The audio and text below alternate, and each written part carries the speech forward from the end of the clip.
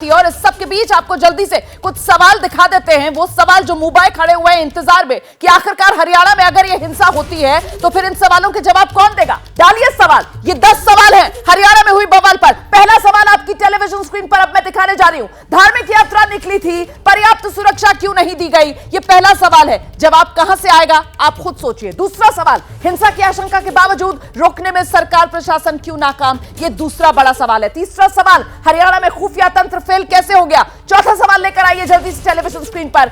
मेवात जैसे संवेदनशील इलाके में लापरवाही क्यों बरती गई है? इसकी जवाबदेही कौन देगा? पांचवा सवाल आपकी टेलीविजन स्क्रीन पर जल्दी से लेकर आइए। पांचवा सवाल, 10 सवाल है हरियाणा में हुए बवाल को लेकर और इन सवालों का जवाब देश जानना चाहता है। सोशल मीडिया पर भड़काऊ बोल वालों पर कार्रवाई क्यों नहीं की गई? मोनू मानेसर जो लगातार भड़काऊ बयान वीडियो उसके वायरल हो रहे थे, उस पर एक्शन क्यों नहीं? नूह के बाद भी प्रशासन क्यों नहीं जागा? क्योंकि यह हिंसा नूह से निकलकर आगे गुरुग्राम रेवाड़ी तक पहुंचती है। दूसरी जगहों पर कैसे फैल गई ये हिंसा? अगला सवाल लेकर आइए। 10 सवाल हैं हरियाणा में हुए बवाल पर। इन सवालों का जवाब इस वक्त देश जानना चाहता है कि आखिरकार जहां धारा 144 लागू थी वहां भी हिंसा कैसे हो गई। सरकार की तरफ से तो कहा गया हमने 7 जिलों में धारा 144 लागू कर दी, लेकिन बावजूद इसके हिंसा लापरवाही बरतने वाले अधिकारियों पर कार्रवाई कब होगी जिसकी वजह से हिंसा हुई? जो लापरवाही बरती गई है, अधिकारी जो उसके लिए जिम्मेदार हैं, उन पर एक्शन कब होगा?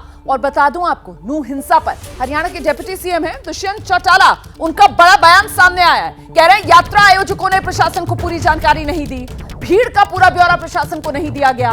उन्होंने कहा घटना में शामिल लोगों पर कार्रवाई होगी।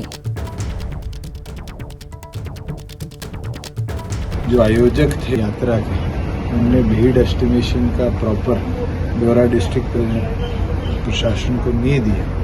कहीं ना कहीं उसकी कमी के कारण ये दुर्घटना कल हुई। मैं तो आपके माध्यम से भी सबसे यही आग्रह विनती करूंगा कि अमन शांति बना कर रखें। हमारे प्रदेश में आज तक के इतिहास में ऐसी घटना नहीं हुई। जिन लोगों ने इस घटना को आगे उकसाकर बढ़ने का काम किया, उनके खिलाफ सख्त से सख्त कार्रवाई।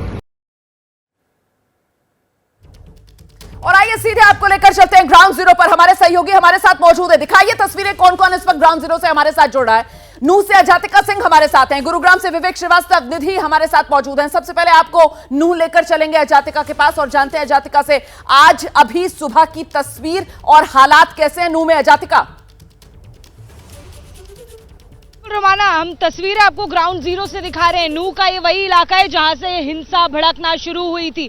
यहीं से शोभा यात्रा सोमवार के दिन आगे बढ़नी थी। 500 मीटर दूर तक ये शोभा यात्रा यहां पर चली थी, लेकिन हिंसा यहां से शुरू हो गई। मेरे पीछे आप देखिए रैपिड एक्शन फोर्स, लगातार जो 20 कंपनियां हैं पुलिस फोर्स की, रैपिड एक्शन फोर्स की, वो यहाँ पर इलाके में दिखाई दे रही हैं। आपको 20 कंपनियां और लगातार आती हुई रैपिड एक्शन फोर्स की जो पुलिस बल है, प्रशासन की जो शक्ति है वो दिखाई देगी। और पीछे इसी प्रशासन की शक्ति के पीछे प्रमाण आपको नजर आएगा। ये हरियाणा पुलिस का की चौकी का एक बैरक है और वो पूरी तरीके से जला हुआ नजर आ रहा है। कुछ इसी तरीके से यहाँ पर हिंसा भड़की थी। उपद्रवी ने जो सामने आया उसे आग लगा दी, चाहे वो यहाँ पर बड़ी बड़ी दुकानें हो, यहाँ पर वाहन हो, या फिर हरियाणा पुलिस का इस तरीके से बना हुआ चौकी का हिस्सा ही क्यों ना हो। तो ये हिंसा की गवाही देती तस्वीरें जो अभी भी जगह जगह नूह में नजर आ रही हैं। नूह में अभी भी कर्फ्यू लागू है, इंटरनेट सेवा बंद है। हालात फिलहाल नूह में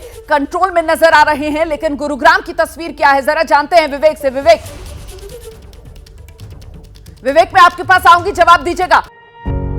पत्रकारिता कोई इमोशन नहीं है, ना अपना कोई ज्ञान देना है और ना कोई विचार थोपना है। पत्रकारिता क्या है? पत्रकारिता का मतलब है सही जानकारी इकट्ठा करना और तथ्य बताना।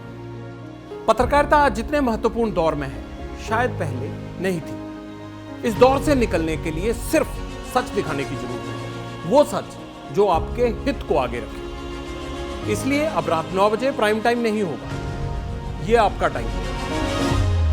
जगविंदर पटियाल के साथ देखिए पब्लिक इंटरेस्ट 17 जुलाई से सोमवार से शुक्रवार रात 9 बजे सिर्फ एबीपी न्यूज पर।